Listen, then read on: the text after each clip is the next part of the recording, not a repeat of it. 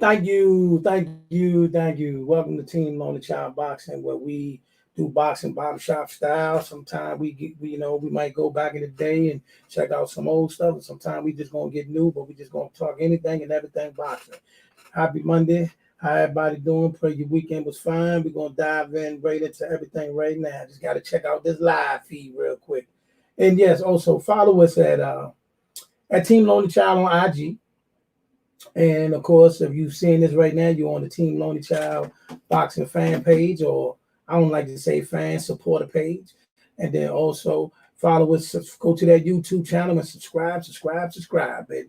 Because as we build this thing, like Team Lonely Child is a real boxing company, we will be, like you said, we'll be everything boxing. We'll be at the fights, we'll be in the gym. And of course, we're going to be on here live media, and you're going to see us doing interviews, anything, everything boxing, man. So with that being said, we're about to dive in. Just give me one quick second as I check on this live feed, and we be right back at you. Let's go. Where we at? Where we go? I'm gonna send it to a watch party. Yeah, let's go. Where we at? Where we go? Gotta turn that off.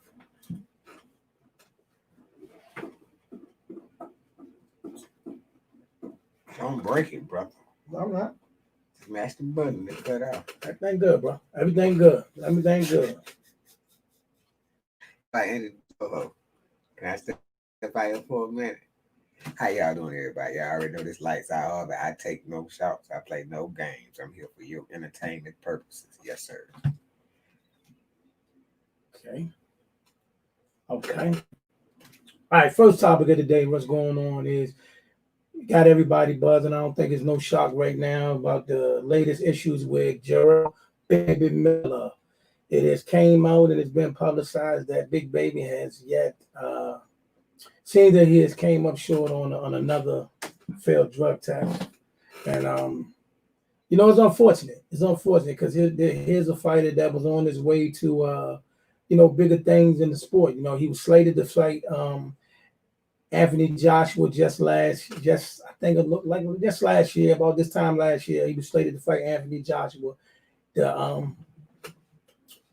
had the sample that came up positive, so we had to get pulled out of that fight. And the fight that we all know now that Andrew Reese went on to upset Anthony Joshua that night. So many feel that the same thing could have happened for Big Baby had he made it to the arena that night and been able to do his thing. But unfortunately, because of that, he wasn't supposed to do that. So moving forward, he then leaves Eddie Hearn and Matchroom and the Zone and all that, and he comes back with Bob Arum on Top Rank Boxing. And he's slated to have another fight coming up pretty soon, and there we have another failed drug test. So we don't know what that means for him at this point. Could very well mean the end of his career, and it's just so unfortunate because he was on his way to where he needed to be. He was on his way to making millions and things like that, and it came up short because of the drug issue. And we just pray that all fighters, listen, man, when you out here and you building your dream, man, stay on your dream and work hard. One false step could put you in the wrong place, man. So like right deep down, like if you connected to the man, still lift him up, still be there for him and that. But like I said, it's so unfortunate because he was right there on the pinnacle where he needed to be. Like he had a title shot versus the unified world champion. And now we here, just so unfortunate, you know what I mean? Moving forward, we're going to move on to Oscar De La Hoya's protege or up and comer, or I don't know what he's going to be there, Oscar now. Ryan Garcia, they're seeming to have some sort of promotional fighter discrepancies, wondering like, what they're going to do next because he had fights set up down. They're having a back and forth on Twitter. He's still working out in the gym, but that's what we see. And now, prayerfully that come together. You never know. He might be with somebody else, but people are really egging to see Ryan Garcia in the ring with some of the younger up-and-coming fighters, such as Devin Haney, possibly Tank, and or Well, why not my man Gary Russell? You know, give him a shot at it. But right now, we don't know what he's going to do because it seems like him and Oscar are clearly not on the same page. You know what I mean? And we need to get right because all of us fighting fans, we just want to see fights. We don't care about none of that other stuff. We just want to see the best and fight the best. Now, we seem to have another chapter in the glove gate with Deontay Wilder and Tyson Fury. And I know my man LightsOutHarvey has a lot to say about the glove situation. So I'm gonna go ahead and let you chime in and talk about what you feel about what went on in the glove because for some odd reason this topic just would not wait. Now, that said, I ain't concerned with anybody else's opinion in this world other than my partner right here because we boxing in 12. He's a boxing aficionado and I'm a boxing enthusiast. And the point that it keeps coming up in conversation proves that there clearly was something that a boxing novice, we want to call, even they are recognized that the glove was funky. Now, what you're talking about, as in you heard last night, I didn't catch that part. So I don't know the most current. Maybe you can hear, and then I can give you my full-fledged opinion on what has been recently released. Because I ain't. What is that? What is the new information? Well, they're now saying that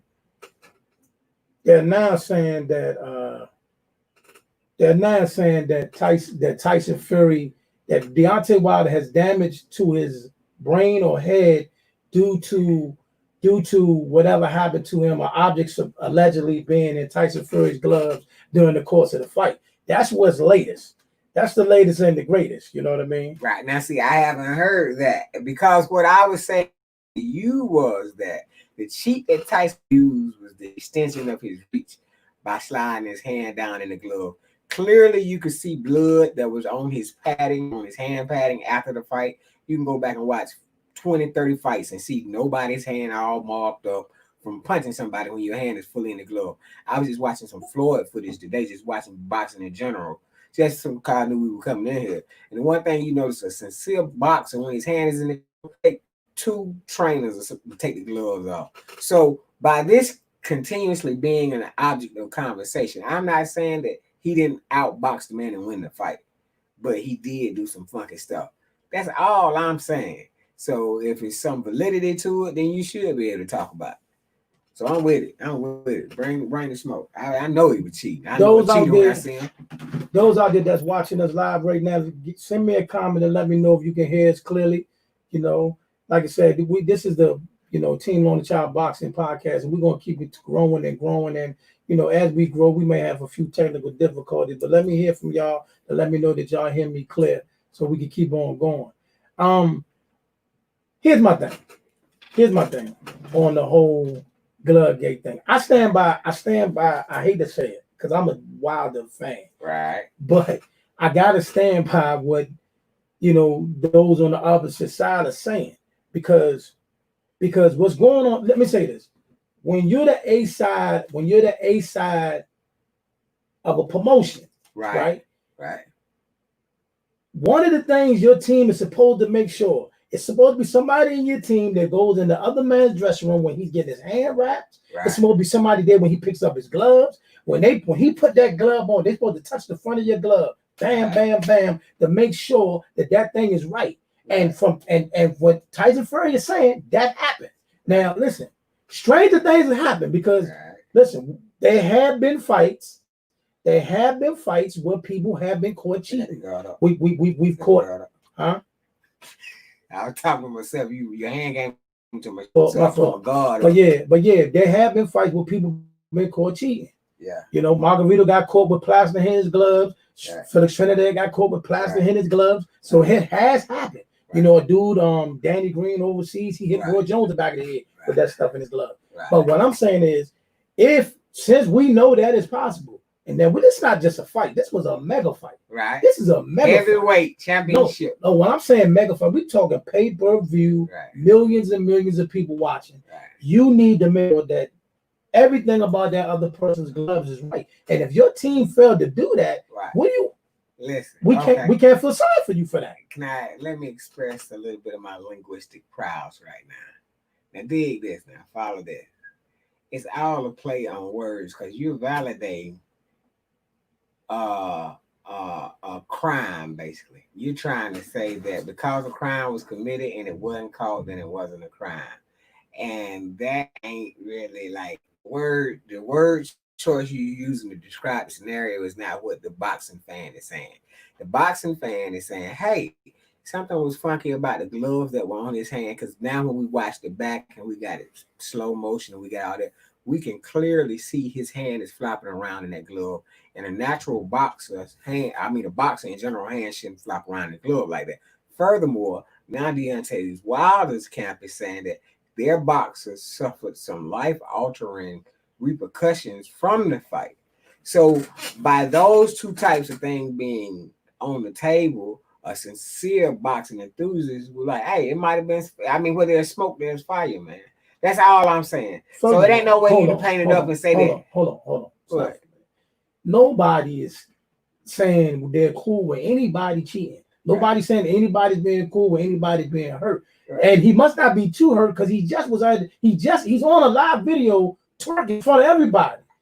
He's on a live video twerking in front of his wife and his kids. So he ain't but so hurt. I didn't think he was that hurt there because no, listen to me. Yeah. He's just the other day he's shooting fireworks in front of his house, twerking in front of everybody. The whole world is all over the internet. Now, secondly, like I said before, boxers, if you're anybody out here, you're cool with a fighter, you know fighters, you down with a fighter, whatever. Listen, when it get to this level, when you get to this level, and prayerfully if you get to this level, when you get to go get in that boxing ring, brother, you need to have a team of people around you that watches everything. Everything comes into play. That's why when people got mad at Floyd Mayweather made sure everything is straight. Everything is straight. You know what I'm saying? Floyd Mayweather team, when you going to pick your gloves out the night before, he had somebody standing there waiting there to check to make sure them gloves got the right padding in them, to make sure them gloves is right. You cannot be out here and getting in the ring because you are risking your life. So you better have a team around you that watches all that. That kind of money on the line. Them dudes came out of that fight with $40-50 million. We're fighting for big money. We're talking for legacy. We're talking all that. You got to make sure all of that is right. And if your team missed that, that's not on the fighter. Because just like when Felix Trinidad got caught, right? Felix Trinidad got caught because Nassim Richardson, Bernard Hopkins' trainer, made them take them gloves off and he caught them hand wraps. The same thing went on when Nassim Richardson, he also caught who was the guy fighting Shane Mosley? Antonio Margarita. He also caught that. You know what I mean? So you got to have people on your team to catch that kind of stuff. You know what I mean? Or else, you know, you're putting yourself out of risk. You know what I mean? Yeah, I feel like once the bell rings and whatever is being done, you need to figure it out before the fight is over. Because if you don't, whatever them judges say or whatever card come back and say, then so that's the end result. The only point I'm saying is that it clearly something was distorted about his punching motion when it comes to his wrist and his hand, and no heavyweight boxer is slapping nobody. Furthermore, I don't think he has the power to knock anybody out of his size. So I clearly felt like something was up. He's 273 pounds. For something to pop back up, that only helps to validate my position. So I'm comfortable with you saying, yeah, he won the fight because he did win the fight. I'm just saying he cheated to win. That's all. What's up, y'all out there watching this, man? This is Team Lonely Child Boxing, man. How y'all doing out there? Prayerfully, everybody having a wonderful day. But right now, we're talking about the glove gate situation with Tyson Fury and Deontay Wilder. Again, I'm going to say again, bro. I'm a Wilder fan. Okay. I'm a Wilder fan. I was watching the fight for him. Right. You know what I'm saying? I'm watching the fight for him. You know what I mean? But unfortunately, I know the logistics and what goes on behind the scenes. You know what I'm realizing about this, Brother Type, when we first jumping out here, starting out of this right here. All the talking you're doing, not only are you using different words just to describe what your perspective, you won't even be, because you're a boxing enthusiast. Now, in all the years of all the boxing you watch, you still won't even address the issue that everybody is saying that they saw. You won't say that you haven't said, yeah, a hand isn't supposed to move like that. Yeah, it does look. You won't even concede that point. So therefore, I don't need to. But I mean, look, in honest justice, we just saying clear across the board. Let's look. Let's watch. What does your eyes show you? And see you. So if you want to see that point, then we can't get no one. The clip that y'all looking at is not even from the fight that he got lost. He lost. Now you're saying that, and you told me that before. That's a fact. And I pumped my brakes because I'm like, I know my man tight. He's boxing enthusiast. So it might have been. Maybe they switched up. But nah, man. That was that fight. That was the fight he came out there with all the stuff on. No, check this out though. That was that fight. I watched the fight that night it happened. I watched it. Well, if you look at his hand, right? Let's say that's accurate. Let's say that's accurate, right? Unless there's something on the inside of his glove, right? The flapping part would not be what knocked him out. The flapping part would not be what hurt him. Right. That none of that would have played in the what really got him hurt, what got him dropped, what got him on the mat. None of that would play into We saw the lick that got him hurt. We saw the mat. We saw the. It's a punch behind the head. Yeah, we saw that. It's a punch behind the head. Oh, you know what? I got it. See, the spirit works a mysterious way because I got it on the phone. I'm gonna show y'all the boxer he's bragging about. This is gonna be great. Go ahead, bro. What you want to do? I got a picture. I had took a picture because we have been talking about it, and I wanted to show you. I was like, man, this is the boxer you upholding right here. You talking about Tyson Fury? Right. Okay. You know, whatever you feel. Like I said, I get it. A lot of people didn't like the guy. A lot of people mad at the guy. A lot of people saying a lot of bad things about him. But I'm gonna go back and say the real, man. The man has had. He said what he was gonna do, and he did it. He said what he was going to do, did it. You know what I mean? He absolutely did what he said he was going to do. So go ahead and put what you want up on the screen. I don't know if y'all can see that well. But this is the guy that he's trying to uphold. Right? I'm not upholding him. That's the guy. Can you see that, sir? What? I'm not up. Can you see that? Which fight was that? Which was that? I don't know what you got up there. I know. You can't see it. You want to lighten it up. Hold it up to the light so you can see it. What did that mean, though? What did that mean? I don't understand what you're showing me. I'm trying to show you how you can have some kind of condition of damage or something. See, now that ain't fat boxing to me. That's all I'm saying. Look, the picture is worth 1,000 words. Now, y'all been hearing that all your life. That was a picture. So he came to the conversation, and I was prepared, just so happened. Okay. Now we're gonna touch it. We really this next topic that I'm gonna touch is gonna touch a few things. So I gotta really breathe when I say what I'm about to say, because this is the real. There was a conversation, a tweet, or a situation last week when they tried to say, I'm gonna preface it this way. Muhammad Ali Jr. went out and said that his father would have been a Trump supporter and his father would have went against Lives Matter. Now, I really didn't want to bring this into this, but let's be honest, man. Muhammad Ali is my favorite fighter ever. I started watching boxing because of Muhammad Ali.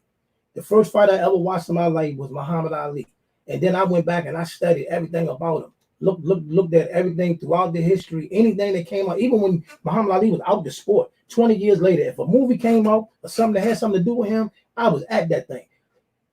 You would never in your life ever hear Muhammad Ali say anything negative, anything that got the word black in it. Ever.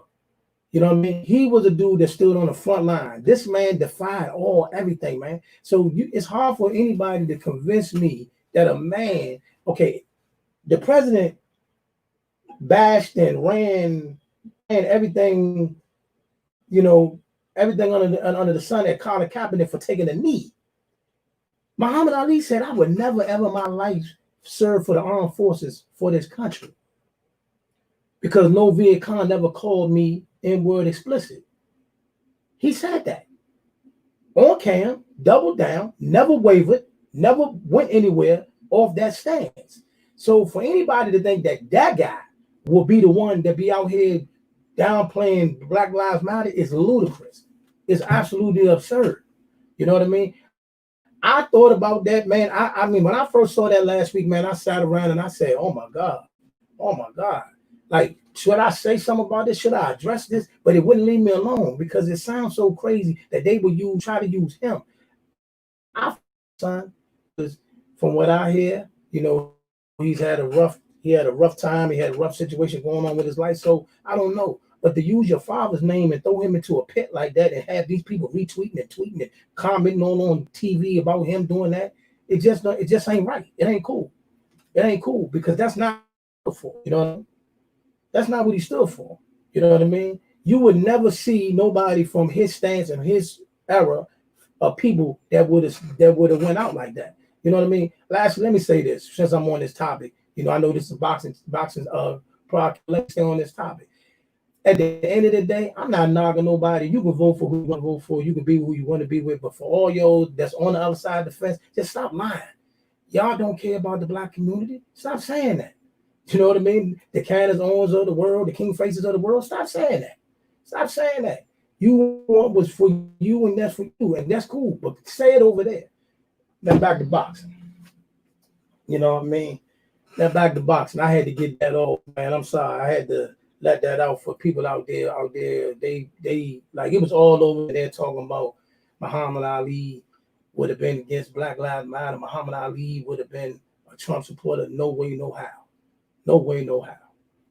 You know what I'm saying? No way, no how. I would have to literally be there and see it.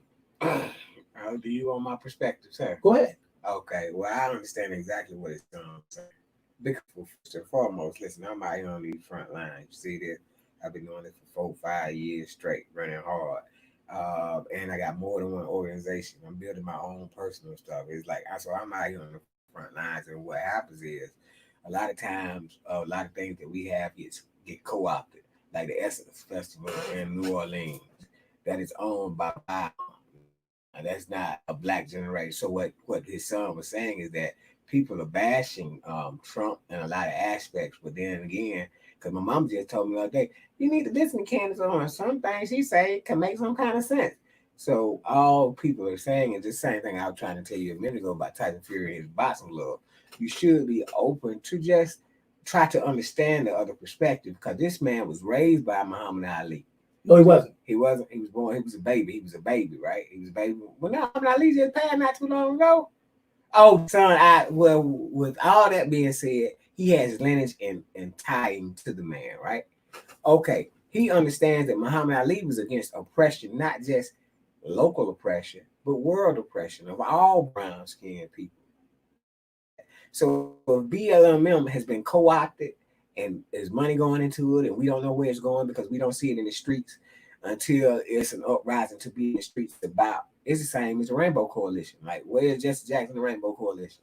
So if he's seeing that dynamic, and he also then has some kind of other interaction with Donald Trump, and understand that it's okay to have a person that is willing to express their viewpoint, because then you can deal with them.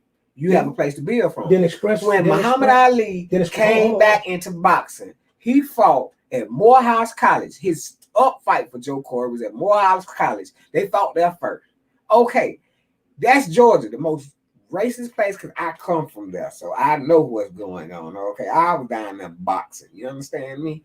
So therefore, the most racist place in the world still brought Muhammad Ali back into the boxing federation. So he sees that. So Donald Trump might be a racist, but you can sit down and work a deal with it. You understand that? And so a lot of times you have these people out here doing stuff for you, but it's only when it's convenient. Let me address this real quick. First of all, I think a lot of people misconcept the organization Black Lives Matter for the movement. Okay. Because everybody that's part of the movement is not part of the organization. That's true. That's true. See, wait a minute. People using that as a narrative, but they're two different things. Right. The movement and the organization are not the same thing. Like all of us that's part of the movement, we're not part of the organization. Right. We're part about, the only thing we're focusing on is exactly this, making sure that we are on an even playing field no matter what we are. And that's what Muhammad Ali stood for. Right. Listen, the movement Muhammad Ali stood for that. Like he defiantly stood in front of the gun line. This man battled the whole entire United States government. But what was the repercussions of him battling the government? He said he down for 3 years. Okay then. He said, listen. He was willing to risk his career for his beliefs. For 3 years he sat down. That's the prime years of his boxing career. Right. You said the prime years of his boxing career, they stripped him of his title. Right. But like there again, so he was fighting oppression in general for all brown people in general because he took on a world view from his teaching and his training, how he was brought up. All that I am saying is that we are once removed Black Lives Matter as an organization and as a movement. If you want to say it's a movement, the movement came from the people that came up with the organizational idea. So with that being said, his son is probably feeling like, okay, the only time I see you is when something is popped off. I ain't seeing y'all out here every day helping nobody out, this, that, and third. So all he's doing is making a comparison of how he feel like this might be Fox and this might be real. I know what Donald Trump done on something. I mean, even if you look at what he's done since he's been in office, there's an argument there to have. What support him because of how he acts and what he don't know better. How can you expect somebody that don't know better to act? The point of this topic is this: his son was way off, right, when he said his father would not be behind Black Lives Matter. Right. This is a man that everything in his life was dedicated to straight black. But hold on, and case in point, you know, anybody paying attention is, you notice Layla didn't stamp that. But tell me this. Oh, wait a minute. The last person, his last child that he was in relationship with was Layla, and Layla did not stamp that. Right. Layla did not stamp. Layla did not back him. But at the same time, Layla did not stamp the line and get in the ring with Clarissa Shields. So I mean, there's a lot going on. What? What? That's what you gonna flip this to? Yeah, I think he was going a little too far for the political stuff. Let's get off of that. We was going. Yeah, you just got off on a little tip there, sir. We can talk about boxing. I mean, listen, they brought up the GOAT and they attached him to that. Yeah. And that didn't sit well with me, man. I understand. That didn't sit well with me. You know, to think that of the GOAT. But since you want to bring up the Clarissa Shields, now we're gonna have to run this one back because I know all my other partners are part of Team Lonely Child, Walt and Charlie and my man Chuck would definitely love to chime in on the Clarissa Shields Layla Ali debate. But that thing was this, man. It was a situation between them two that kind of legends and current fighters don't get along. That's the way I look at it. Sometimes they don't get along. Right. And between the two of them, they had a back and forth.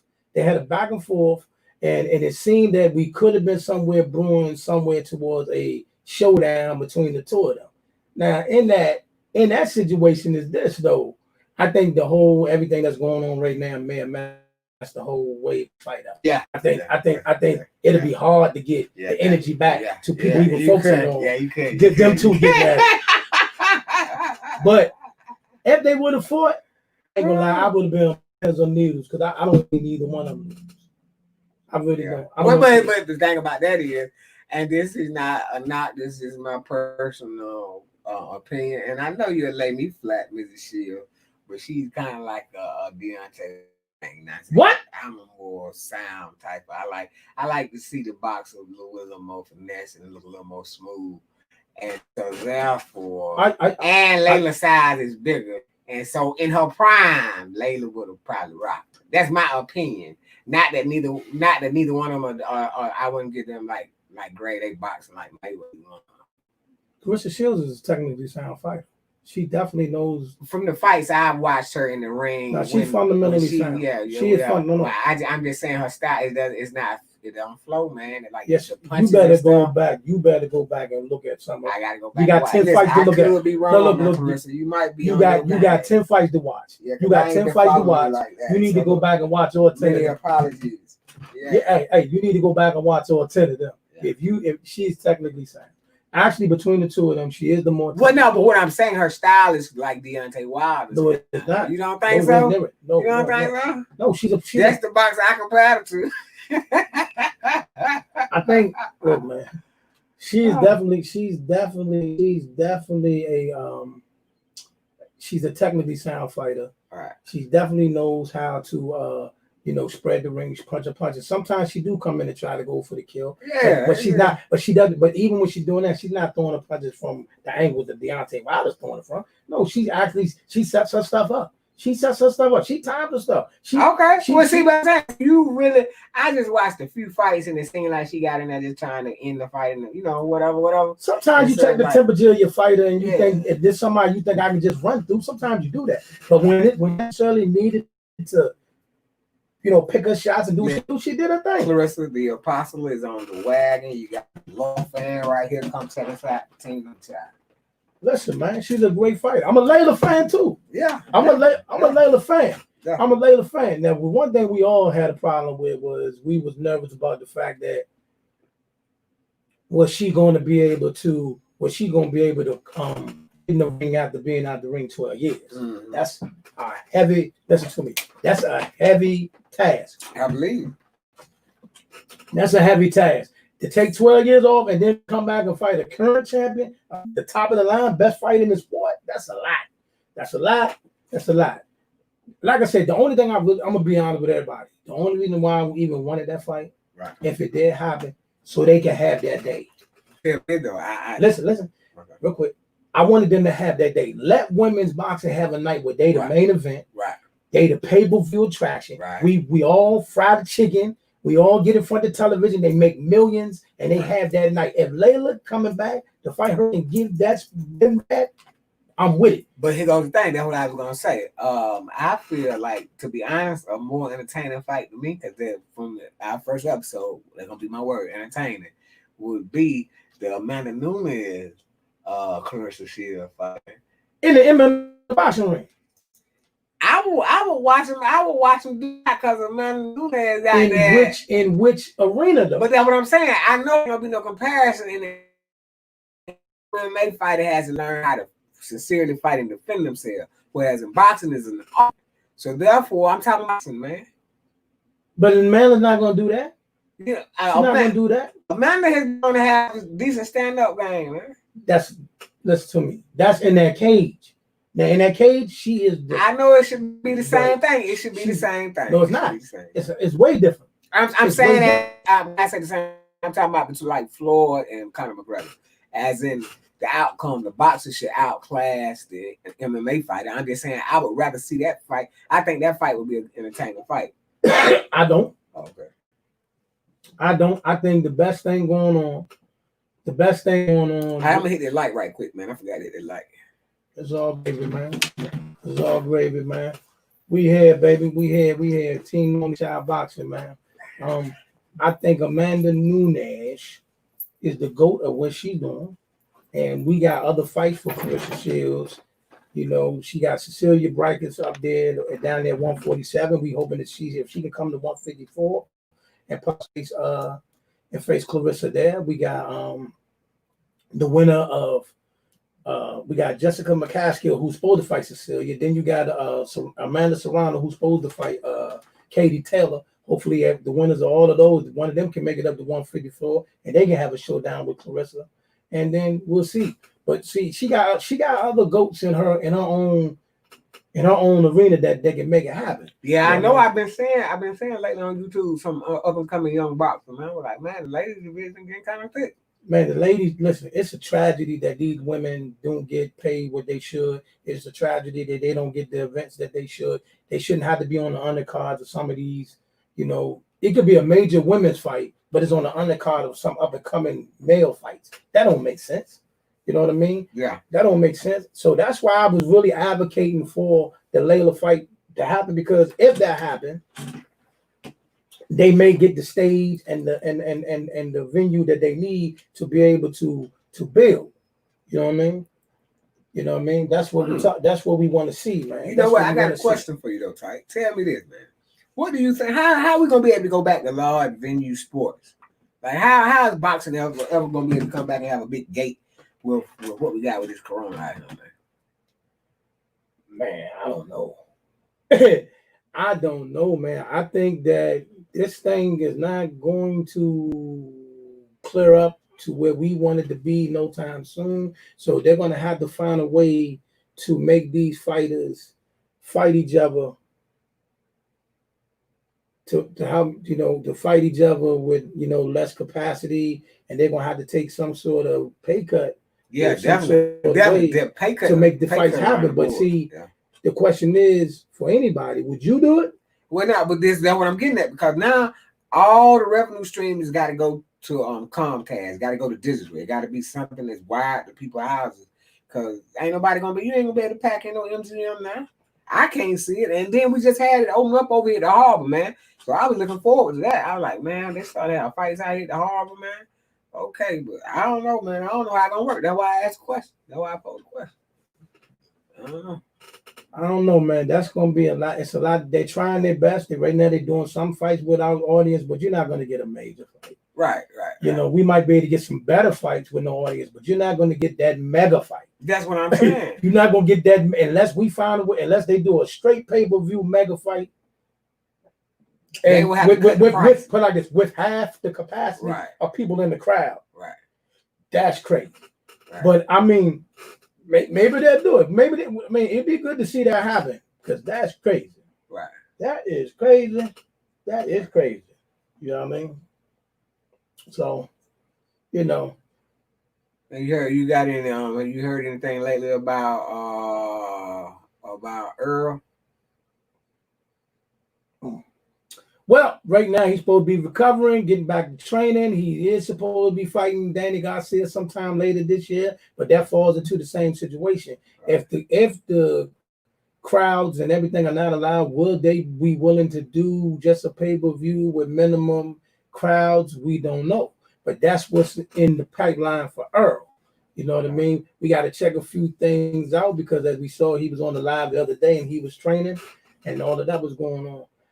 They still trying to find, they're trying right now. Boxing is up in the air. Let's just be honest. It's a lot of this should happen, this might happen. We don't know happen. Fights that were supposed to happen are falling off because I'm sure people want to get paid and people want to get a lot of money. So it's a lot going on. So MMA is different because fighters over there don't get paid what boxers do. Right. So they're gonna fight because they need that check. So they're sure I'll get in the ring to get that couple $100,000 because they're getting a couple $100,000. Not all of them, but most of them. Right. But fighters are trying to get to the millions. Right. So when you ask somebody to go out there and not take a fight and fight a fight that they will normally get $20 million, $15-20 million, now they're only getting $1 or $2 million, that may change their mind and their perspective. You know what I mean? Right. Hey, here go another thing I was wondering about too, man. Tell me about the TeamLonelyChildBoxing gym, man. Where is it at? What? We can't really disclose the location. Is it in D.C.? Is it in Afghanistan? No, we're not in Afghanistan. We're not in D.C. right now. They're training in two different places, Capitol Heights, and they're training in out VA, out Springfield. That's all I was asking, sir. Okay. That's all I was asking, because I saw the footage of the guy working out in the gym and stuff, and I was thinking to myself, man, I can do that. Well, here's the thing. It all look easy till you get in the ring, and remember this, everybody got a plan until they got hit. But what he's speaking of this, here at Team Lonely Child, yes, we do have actual fighters that's out there training in the gym. We got personal trainers that you want to get yourself in shape. We got personal trainers that got their own gym. We got fighters, we got trainers, we got boxing trainers, and me, I'm doing the media side. So it's a complete thing. And also we got guys like me. We go out and do speaking engagement for the community. We do Christian hip hop events. We in a little bit of everything, man. Team Lonely Child is just, we working hard to try to, reach our community. And one of the things that brought us all together was our love for boxing. So we want to stay together through that, and through that, hopefully we can reach the world, man. And with that being said, man, we're gonna go ahead and get up out of here, man. We thank y'all again for tuning in this week. And as we grow and we build, hopefully these broadcasts will get a lot better, a lot more exciting, more interesting, and all that. But until then, next week, man, this is AK the Apostle signing out on Team Lonely Child. I'm gonna give it over to my man Lights Out so he can say bye. All right, check it out, my people. Look, this is one thing I want y'all to know. I want y'all to know that I care about you. You know why I care about you? Because one of y'all out there, care about me. I don't know who it is, but I'm on my journey with this boxing thing because I like watching boxing, man. I'm a hands-on type of brother, man. I'm ready for the combat. I'm ready for the engagement. Follow us at Team Lonely Child. We're coming to you on Mondays right now. The schedule might change, but one thing won't, and that is us. For sure.